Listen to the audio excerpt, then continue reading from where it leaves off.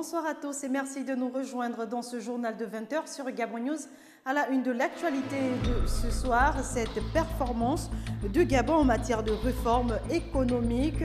L'agence de promotion des investissements et des exportations a rendu public le rapport de Doing Business 2015, des chiffres qui classent le Gabon en tête de plusieurs pays. Dans l'actualité également ce soir, on parlera de cette action de l'association Danse fait en faveur des jeunes filles, une ONG qui par la danse combat et sensibilise plus d'un sur les violences faites aux mineurs. On le disait tantôt, l'agence de promotion des investissements et des exportations a rendu public le rapport de Doing Business 2015 ce mercredi au cours d'une conférence de presse à la Chambre de commerce de Libreville. Un rapport qui classe désormais le Gabon en tête des pays OHADA, premier de la région de l'Afrique centrale, de la CEEAC et de la zone CEMAC en matière bien sûr de réforme économique. Plus de précisions dans ce reportage de Justin Bitegui. Le rapport annuel du Doing Business 2015 publié le 29 octobre classe le Gabon à la 144e place. Ces données publiées dans le rapport de cette année montrent que l'Afrique subsaharienne a enregistré le plus grand nombre de réformes avec 75 réformes sur les 230 recensées. Le Gabon, bien que 5e l'an dernier, est désormais en tête au sein des pays OHADA et de la région de l'Afrique centrale, celle de la CEMAC. Cette année, le rapport Doing Business 2015, publié le 29 octobre, classe le Gabon à la 144e place, soit le premier dans l'espace OHADA, premier dans l'espace CEEAC et premier dans l'espace CEMAC. Ce positionnement du Gabon s'explique par les réformes que le gouvernement a engagées sous l'impulsion de son Excellence Ali Bongo Ondimba, président de la République depuis 2009.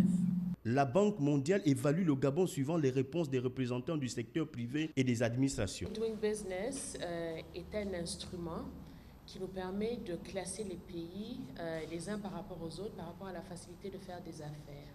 Et comme l'a souligné Madame Abouna, ce qui est important, c'est vraiment de voir la mesure des progrès qui ont été accomplis au Gabon et ce qui reste encore à faire pour qu'on puisse arriver à un climat des affaires qui favorise l'entrepreneuriat et le démarrage et l'envol du secteur privé ici au Gabon. Pour rendre le climat des affaires plus favorable et pour améliorer la perception de l'administration vis-à-vis des dirigeants, des entreprises et des investisseurs, le Gabon doit désormais mettre en place un programme de réforme ambitieux et faire aussi bien que le Rwanda.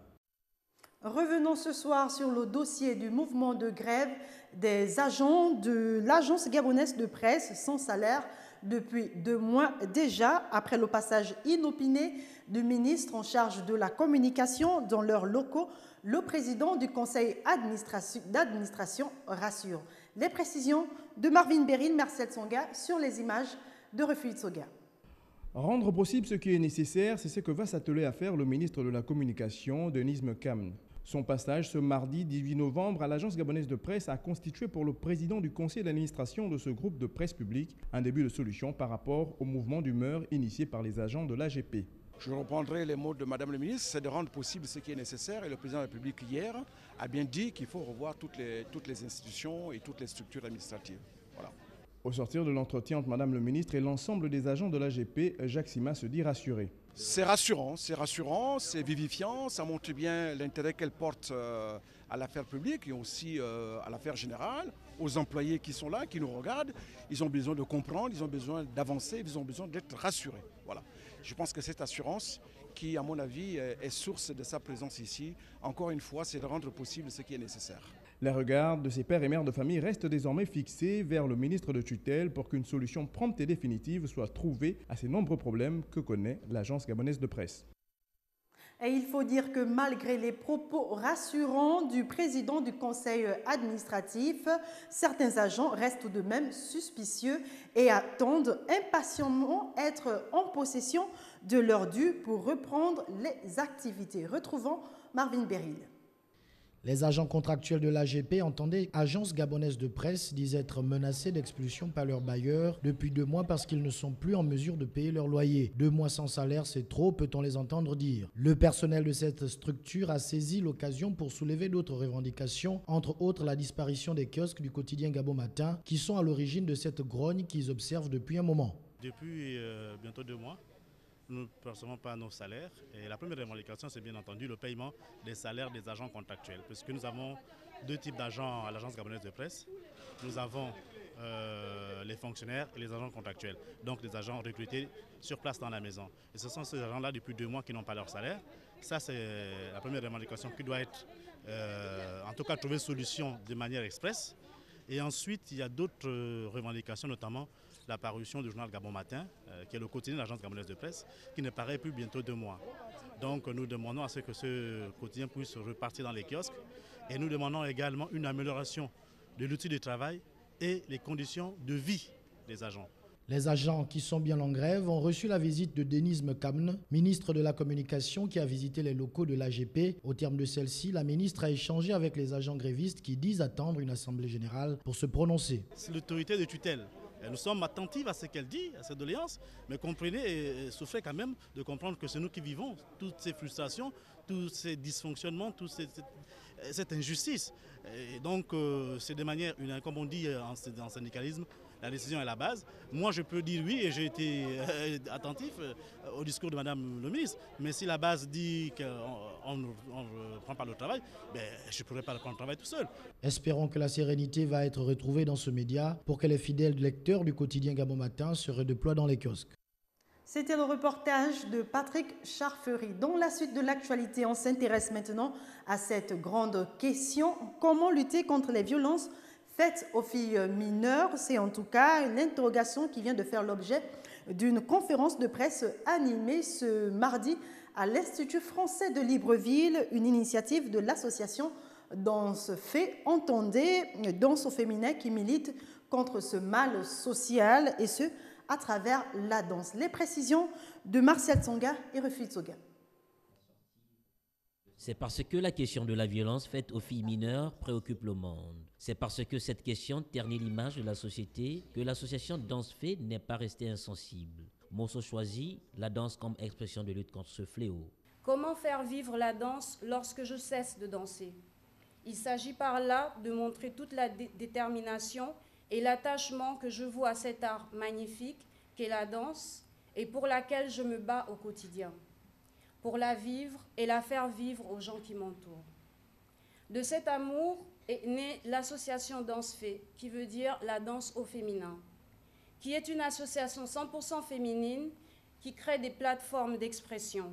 Pour Aïda, la présidente de l'association Danse Fait, il ne faut pas avoir peur, il faut briser le silence. Combien d'autres moyens de lutte, la danse en est un. La vocation du festival est de participer au développement de la culture urbaine à travers la danse. Le festival est d'une part une fenêtre ouverte sur un univers artistique de plus en plus important et d'autre part une occasion unique pour les artistes de la danse au féminin de se donner rendez-vous pour partager, échanger leurs points de vue sur le développement social et culturel et de mener une action d'information, de sensibilisation et de conscientisation en collaboration avec des partenaires de valeur. Le message est délivré aux bonnes gens de mener le combat dans ses diverses formes. Comme quoi, lorsqu'un enfant est violé, c'est l'affaire des honnêtes gens.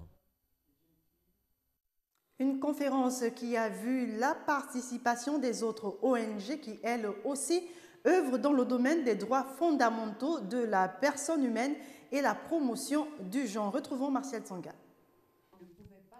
C'est parce qu'elle combat le triomphe du mal, surtout les violences que subissent les femmes et les filles mineures, que l'ONG Agir pour le genre a pris part à cette rencontre pour en parler. Qu'est-ce qu'on peut comprendre de la violence faite aux mineurs, aux jeunes filles mineures ou aux mineurs en général? C'est une violence qui est perpétrée sur des enfants de moins de 18 ans. Ça peut être des actes ou des maltraitances, d'accord, mais qui nuisent au bon développement de l'enfant, qui ont une incidence sur sa santé physique, psychologique, qui ont une incidence sur sa dignité en tant que personne. C'est tous ces actes-là qu'on englobe sous le terme de violence. Mais ici, il s'agit des personnes qui ont moins de 18 ans. C'est pourquoi on parle de violences faites aux mineurs.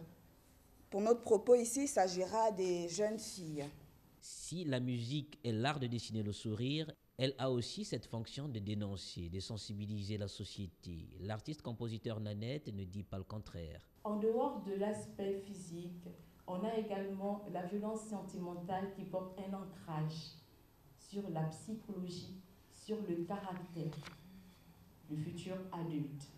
Donc, à travers cet album, nous avons fait un certain nombre d'études de sensibilisation qui ne paraissent pas tout de suite parce qu'on a la musique, elle est jolie, on a des textes, on a des paroles, mais derrière tout ce travail de Minga, cet album qui sort en 2012, on a un gros travail sur la société à partir du symbole de la femme et à partir du symbole de l'enfant. Dansfé est l'association des femmes qui se battent pour une cause, qui sans relâche osent dire non. Elles appellent à stopper les violences faites aux filles mineures à travers le monde.